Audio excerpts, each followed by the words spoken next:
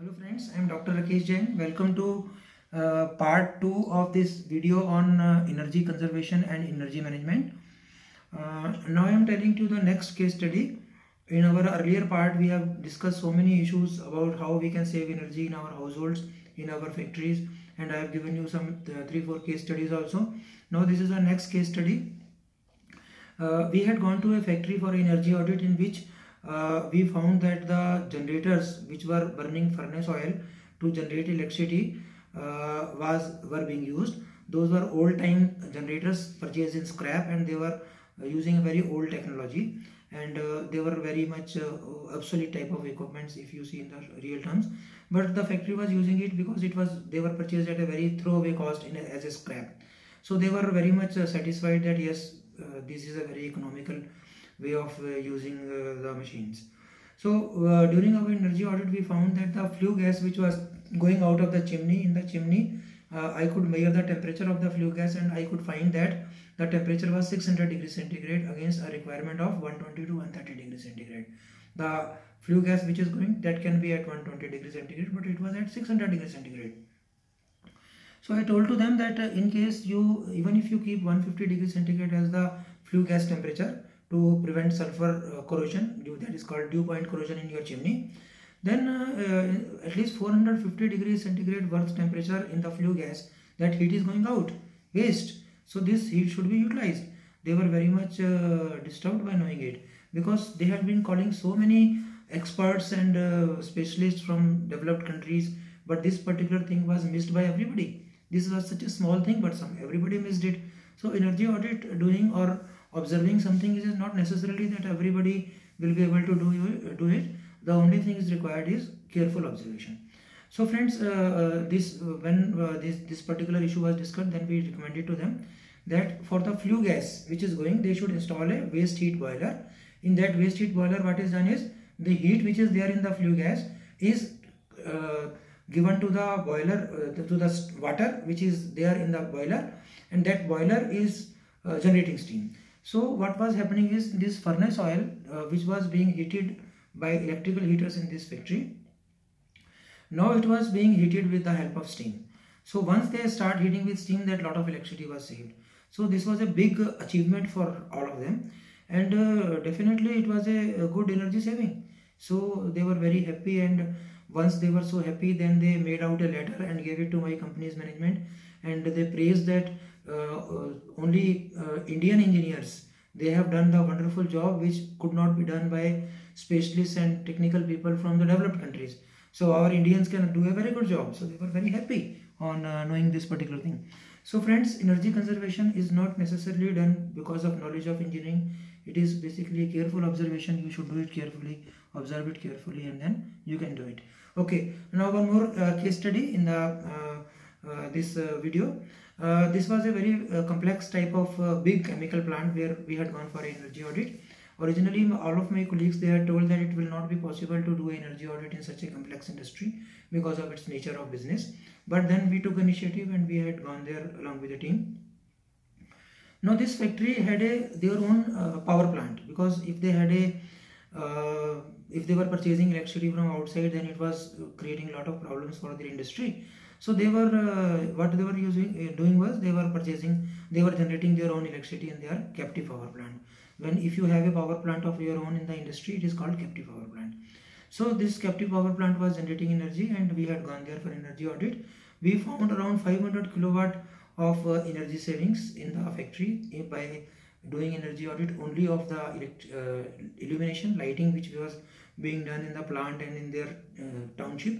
Township is the place where the employees of the organization, executives, workmen, everybody is living. That is called township for a factory. So there we had found so much of savings. Now I'll tell you a typical case of the electrical motors which we found there. We found that some motors in the company's township, they were having a power factor of 0.2, whereas any people who is connected with electricity or electrical engineering, they know that power factor of electrical motors is supposed to be 0.8 or 0.85, these type of induction motors. So when I told this thing to their colleagues, because in fact I had also worked in that plant for some time. So I talked to my friend that this much of wastage of energy is taking place. He originally did not believe it. He came personally to see and he was shocked. So then we found out the reason of it.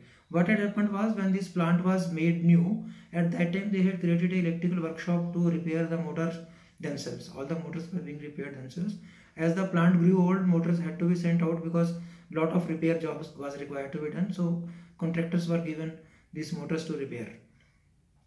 Now as the time passed, the work increased more, and the contractor, what he did, he passed on some of the motors which were of less critical nature, like motors installed in the township instead of motor installed in the plant. He gave it to another subcontractor, his own subcontractor. So that subcontractor was not very much aware of the quality of rewinding of motors and repair of the motors, and he did not do a quality job, due to which the power factor had become 0.2.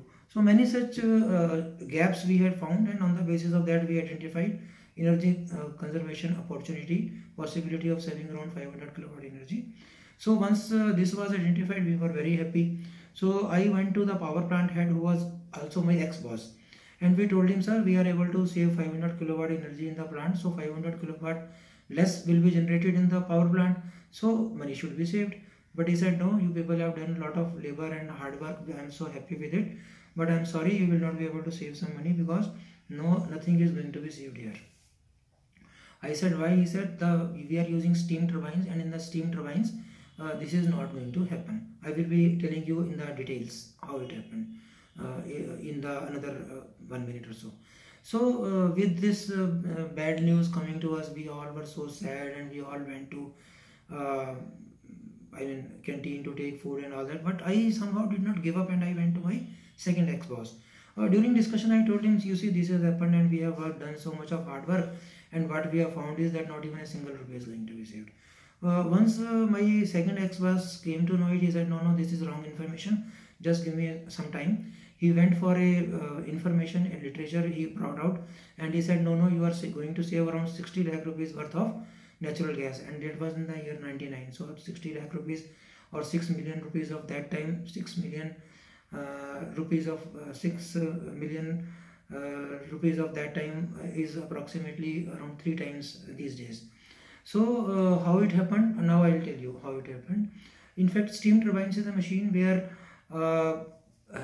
furnace oil or coal is being burned, then it is heating the water to create steam, and steam is running a turbine, and turbine is in turn running a generator. So when this generator is rotating, electricity is being generated. In the case of gas turbine, what happens is, instead of fuel, gas is being burned. That gas is rotating a compressor, and compressor is rotating a generator, and electricity is being generated. So steam turbine versus gas turbine, these were the two type of machines. And the power plant head, he was habitual of 25 or 30 years of experience of steam turbines. So this idea did not strike his mind that in the gas turbines it could be different, their behaviors could be different. So this I will explain in slightly technical terms. If you create a plot, on x-axis you write what is the fuel values, and on y-axis you write what is the energy generated, then you get a sort of curve, and that curve is called characteristic curve. So this characteristic curve for gas turbine and steam turbines were different. So for 500 kilowatt of energy demand reduction, steam turbines were not able to save any fuel, whereas gas turbines were saving fuel. Now this particular power plant head, he simply did not think of this particular thing, but the second person who was associated with commissioning of gas turbines, he knew this particular thing, and that is why he told us, yes, you are able to save. When this matter spread in the company, in that particular plant, in that factory, and in the entire company, their headquarters, and when this matter spread into the entire industry, everybody was so happy, and they were very much praising us, and this praise gives you so much of satisfaction that things which others are not able to do, you are able to do. So we felt very happy on this particular achievement. In the same way, my friends, I am now concluding my presentation.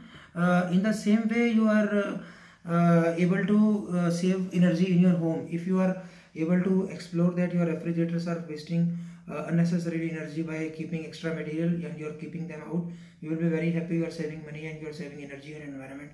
Similarly, if your rooms are having only tube lights and not a small 5 or 7 or 9 watt LED bulb, then you will be installing a 5 or 7 or 9 watt LED bulb, and then you will be making that LED bulb on at night time instead of always keeping the tube lights on.